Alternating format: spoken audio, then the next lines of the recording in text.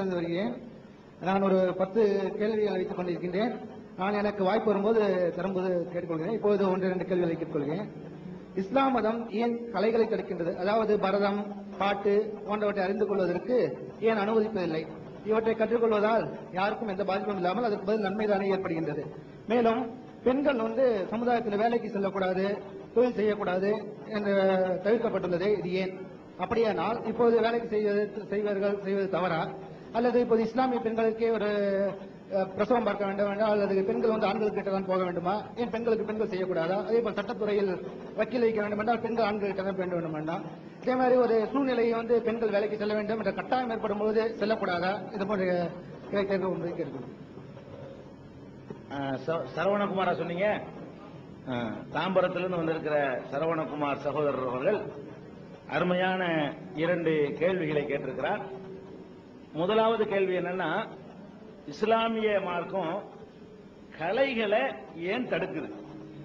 கலைகள் சொன்னா ஆடல், பாடல், கச்சேரிகள், பரதநாட்டியம் இந்த மாதிரியான விஷயங்களை இஸ்லாம் தடை செய்வதற்கு என்ன காரணம் கேட்கிறார்.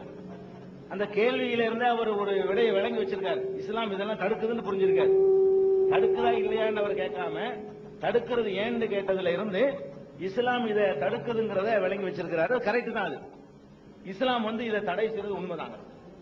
ஆடல், பாடல், கச்சேரிகள், கூத்து இதுகளெல்லாம் மனிதனுக்கு நன்மைதான் தருது, கேடு தரலன்னு சொல்லி அந்த வாதத்தின் அடிப்படையில் அவர் நியாயப்படுத்துறாரு. இஸ்லாம் தான் வன்மையா மறுக்குது. இன்னும் சொல்ல போனா தெளிவா அதுக்குரிய காரணங்களை 2வது சொல்றேன். இஸ்லாத்தின் நிலைப்பாடு என்னன்னா, நபிகள் நாயகம் சொல்றாங்க, இவற்றை எல்லாம் ஒழிக்கத்தான் நான் வந்திருக்கிறேன். தெளிவாவே இஸ்லாம் சொல்லுது. ஆடல், பாடல், கூத்து இதுகளெல்லாம் ஒழிச்சு கட்டுறதுக்காகத்தான் நான் வந்திருக்கிறேன் என்று சொல்லி அங்க இருந்த இந்த மாதிரியான ஆடல் பாடல்களை எல்லாம் இஸ்லாம் ஒழித்து கட்டியது. இது உண்மைதான், குர்ஆன்ல உள்ளதுதான், நபிகள் நாயகம் சொன்னதுதான். இதுல 2வது கருத்து இல்ல, சரியாகத்தான் அவர் புரிந்திருக்கிறார். ஆனா ஏன் என்ற அந்த காரணத்தை தான் நம்ம வளர்க்க வேண்டியிருக்கு. ஏன் அதை தடுக்கணும் கேட்கிறாங்க. இப்ப நீங்க நல்லா சிந்திச்சு பாருங்க. மனிதனுக்கு உள்ள சிறப்பு அவனுக்கு வழங்கப்பட்டிருக்கிற பகுத்தறிவுல தான் இருக்குது. பகுத்து உணர்றான் பாருங்க, அதுலதான் இருக்குது. இந்த பகுத்து உணர்ற இந்த பகுத்தறிவின் காரணமாகத்தான் ஒரு கொள்கை பிடிப்பு, ஒரு அறிவு தெளிவெல்லாம் மனிதனுக்கு ஏற்படுது. இந்த பாடல், கச்சேரி, இசை கருவிகள் அங்க நுழையும் பொழுதுங்க நம்முடைய பகுத்தறிவு அங்க செயலிழந்து போயிடுது. பகுத்தறிவே நமக்கு இருக்காது. அந்த நேரத்தில் சிந்திக்கவே மாட்டோம். எந்த அளவுக்குன்னு கேளுங்களேன். ஒரு கருத்தை, அழகான ஒரு கருத்தை ஒருத்தன் பாடல்ல சொல்லுவான். அந்த பாடல்ல இசைக்கருவிகளோட சொல்லும் பொழுது அந்த ராகத்தை மாத்திரம்தான் மனிதன் கவனிப்பானே தவிர அதுல சொல்லப்படுற கருத்தை அவன் கவனிக்கிறதே இல்லை, கவனிக்க மாட்டான். இதுதான் நம்முடைய நடைமுறையில நீங்க பார்க்கக்கூடிய ஒரு நிலைமைங்க. எந்த ஒரு பாட்டை வேணாலும் எடுத்துக்கிறீங்களேன், பாட்டுல அழகான கருத்துக்களை எல்லாம் சொல்லுவாங்க. படிக்கிறவனுக்கு அந்த எழுதுனான அவனுக்கு வேண்டுமானால் அதனுடைய பொருள் தெரியும், மற்றவனுக்கு பெரும்பாலான ஆட்களுக்கு தெரியாது. இதை புரிஞ்சுக்கிறதுக்கு நான் சில சொல்றேன். ஒரு பாட்டை போட்டிருக்கிறான், முக்காலா முகாபுலான்னு ஒரு பாட்டை போடுறான். ரோட்ல ஒருத்தர் நின்றுகிட்டு இப்படி கத்துனா லூசு போனோம். என்ன லாங்குவேஜ் இது? முக்காலாண்டா என்னடா அர்த்தம்? ஏன் நல்லா தானே இருந்தா இவன்? ஏதாவது ஒரு கருத்து இருந்தால் அதை ஏத்துக்குருவோம். கருத்து இல்லாம ரோட்ல ஒருத்தர் நின்று கத்துறான்னு வைங்க, முக்காலாங்கிறான். ஏன் நல்லா வெயில் ஜாஸ்தி இல்லையே, ஏன் நல்லா தானே இருந்தாரு சொல்லுவோமா இல்லையா? இதுக்கு என்னப்பா அர்த்தம் கேட்போமா இல்லையா? அதையே தொட்டு ஒரு மியூசிக்கை அடிச்சு விட்டு முக்காலான்னா நம்மளும் முக்காலான்னு படிக்கிறோம். போகும்போதுதான் படிக்கிறோம் பாருங்க. அந்த இடத்துல நம்ம அறிவு எப்படி சிந்திக்கிற அந்த ஷார்ப்பா சிந்திக்கக்கூடிய ஒரு தன்மை நம்ம இடத்துல குறையலையா? என்ன அர்த்தமே விளங்காது. நம்ம வாட்டுக்கு அதுக்கு அந்த தாளம் போட்டுக்கிட்டு இருப்போம். அப்ப அர்த்தம் இல்லாமல் உளறுனால் கூட அந்த தாளங்கள் என்ன செய்யுதுன்னா மனிதன் சிந்திப்பதிலிருந்து அவனை திசை திருப்புது. கண்கூடா நம்ம பார்க்கிறோம். எத்தனையோ உளறல்களை எல்லாம் கூட அவங்க இது பண்றாங்க. அது மாதிரி ஒரு பாட்டு படிக்கிறாரு, சாரி காமா பாதா நீங்கிறாரு. என்ன சாரி காமாண்டா என்ன ஒன்னும் தெரியாது. சாரி காமா என்ன பாப்பா ஒன்னும் இல்ல. என்னன்னு கேளுங்க, எப்படின்னா என்ன அப்படிலாம் ஒண்ணும் இல்ல. கேட்கிற காதுக்கும் நல்லா இருக்குது. அதே இப்ப நவீனமா வந்திருக்க இந்த பாப்பு இசை அதெல்லாம் வருது பாருங்க, காட்டு கூச்சல் கத்துறான். என்னென்ன விளங்குறது இல்ல. அந்த உடலை அசைக்கிற அந்த அசைவு அதுக்கு பின்னாடி கொடுக்கிற அந்த ஓசை, இசையுடைய ஓசை நம்மளை சிந்திக்க விடாம தடுக்குதுங்க.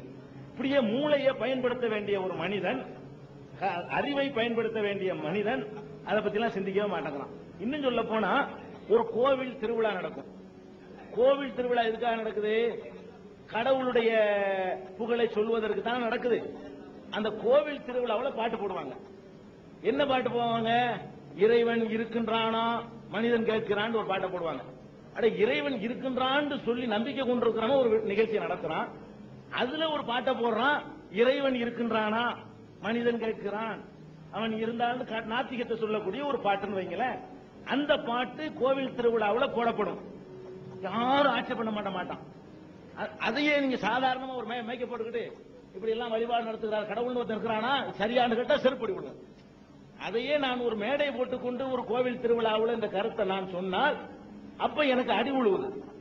அதையே ஒரு பாடலாக இசையோட சொன்னோம்னு சொன்னா எந்த ஒரு ரியாக்ஷன் அவன்கிட்ட இல்ல. அவன் பக்தர்களும் சேர்ந்துகிட்டு அந்த பாட்டை என்ன செய்யறான்? படிக்கிறான். அப்ப அந்த கருத்துக்கள் எல்லாம் பின்னுக்கு தள்ளப்பட்டு அழகான கருத்துன்னு சும்மா இலக்கியம் படிச்சவர்கள் ரசனைக்கு எழுதிக்கிறாங்களே தவிர மக்கள்கிட்ட கருத்து சென்றடையும் அதனால ஒண்ணுமே இல்லை. இதான் நம்ம யதார்த்தமா பார்க்கிறோம். இது ஒரு சாதாரண தீமையா நீங்க நினைச்சிடக்கூடாது. மனிதனுக்கு இருக்கிறது பாருங்க, முழு டயத்தையும் ஒரு மனிதன் வேஸ்ட் பண்றான் பாருங்க. டிவிக்கு முன்னாடி 24 மணி நேரமும் பாட்டு சினிமா தான் இருக்குது. அதுல என்ன போதனை கிடைக்கிறது என்பதற்காக ஒரு மனிதன் தன்னுடைய முழு நேரத்தை எங்க கொண்டே செலவழிக்கிறான். ஒரு நன்மையும் இல்ல. அந்த நேரத்தை ஒரு ஏழைக்கு உதவி செய்யறதுக்கு செலவழிக்கலாம், அறிவை வளர்த்துக் கொள்வதற்கு செலவழிக்கலாம், சமூக சேவையில ஈடுபடுறதுக்கு செலவழிக்கலாம். ஒரு பாட்டுல அப்படி ஈர்க்கப்பட்டவன அடுத்த பாட்டு அதுல ஈர்க்கப்படுறான், அப்புறம் ஈர்க்கப்படுறான், அப்புறமும் ஈர்க்கப்படுறான், அப்புறமும் ஈர்க்கப்படுறான். அதையே திரும்பி திரும்பி கேட்கிறான் பாடல்களை. அப்ப ஒரு மனிதன் இந்த இசை கருவிகள் ஒரு இடத்துல நுழைந்தால் மனிதனுக்கு உள்ள அந்த தனிச்சிறப்பு இருக்கிற சிந்திக்கிற திறன், பகுத்து உணர்ற அறிவு அது அடிபட்டு போயிடுதுங்க. இந்த சினிமாவில் பாருங்க, சினிமாவில் இந்த முக்கியமான சினிமாவை தூக்கி கொடுக்கிறதுக்கு இசைக்கருவிகள் தான் காரணம். சாதாரண விஷயத்தையும் இப்படின்னு தான் கையை வாங்குவார் கதாநாயகர். அவர் அவர் கை வில்லனுடைய மேனியில கூட படாதுங்க. அந்த பேக்கர் ஒன்று டும்னு ஒரு அடி அடிப்பான். அது என்னன்னா இவன் தான் அதை போய் அடிக்கிற மாதிரி, அந்த அடியுடைய ஓசை தான் அவ்வளவு பயங்கரமா இருக்கிற மாதிரியும் நமக்கு ஒரு சித்திரத்தை உண்டாக்கும். அப்படியே நம்மளை அறியாம ஈர்க்கப்பட்டு உட்கார்ந்துகிட்டு இருக்கிறோம். அதுல எவ்வளவு முட்டாள்தனமான கருத்துக்கள் அதை சொல்றான் நீங்க பாக்குறீங்க. ஒரு நம்ப முடியாத ஒரு மனுஷன் நடந்து போய் ஒரு லாரியை பிடிச்சிடறான். இவன் கதாநாயகனா இருப்பானே, ஆனால் வில்லன் லாரியில தப்பிச்சு போவான். ஓடி போய் லாரியை பிடிப்பாரு இவரு. அதுக்கு பின்னாடி கொடுக்குற அந்த இசை இருக்கு பாருங்க, அது இது நடக்க முடியுமான்னு கூட நம்ம சிந்திக்க விட மாட்டேங்குது. 3 மணி நேரம் உட்கார்ந்து இருக்கணும். என்னடா பைத்தியகாரத்தனமா இருக்குது. நம்ம யாராவது யோசிச்சிருக்கிறோமா? ஒரு மனுஷன் ஓடி போய் ஜீப்பை பிடிக்க முடியுமா? ஓடி போய் இப்படி சைக்கிள்ல போய் அவர் புல்லட்டை பிடிப்பாரு கதாநாயகர். அது ஏன் அது நம்மளுக்கு ஒரு முட்டா தெரியறது இல்லைன்னா அதுக்கு பின்னாடி கொடுக்கக்கூடிய அந்த இசை தான். சாதாரணமா ஒருத்தன் சொல்றான், நான் சைக்கிள்ல போய் அந்த பஸ் பாண்டியன் பேருந்து கிடையாதா தமிழக அரசு போக்குவரத்து கழகத்தை பிடிச்சு விட்டான்னா இவன் மெண்டல் சொல்லுவான். நம்ம சாதாரணமா சொன்னான்னு சொன்னான். அதையே சினிமாவில் காட்டினா என்ன செய்யறோம்? பார்த்துக்கிட்டே இருக்கிறோம்.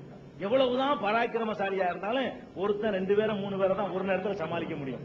100-200 பேரை அப்படி விட்டு விளையாடுவாங்க. அது நமக்கு கரெக்டாவே தெரியும். நம்மளை கீழாக்குறான்னு சொல்லி யாராவது வெளிநடப்பு செஞ்சிருக்கிறோமா? சினிமா கொட்டையில் உட்கார்ந்துட்டு இப்படி ஒரு காட்சி வருது, என்னடா பைத்தியக்காரன் ஆக்குறேன், நாங்க அறிவாளிகளா முட்டாள்களா இப்படின்னு யாராவது நம்ம சிந்திச்சோமா? சிந்திக்க விடாதது.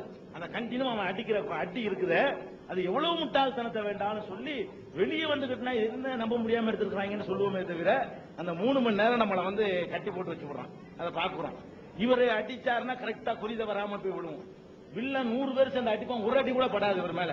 இப்படி நடக்குமா உலகத்துல? நம்ம யோசிக்க மாட்டேங்கிறோம். எல்லாத்துக்கும் என்ன காரணம்? என்ன நன்மையா? மனிதனுடைய அறிவு மயங்கி போறது அது ஒரு சிறப்புன்னு நினைக்கிறீங்களா? இதெல்லாம் குறைத்தோம்னு சொன்னா நம்ம அறிவு சார்பா வேலை செய்யும். நன்மை எது தீமை எதுங்கிறது தெளிவான முறையில புரியும். நீங்க பாத்துக்கணும்.